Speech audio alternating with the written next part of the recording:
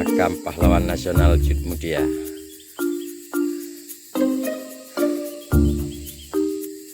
Tumbang satu batang pohon disebabkan angin kencang. Kondisi makam Tugu Suput hancur total. Satu batang kayu roboh menimpa makam Pahlawan Nasional Jut Mutia.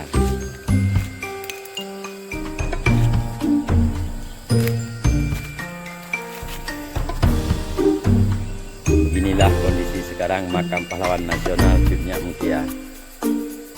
Setelah tertimpa satu batang pohon jatuh, mungkin akibat angin kencang.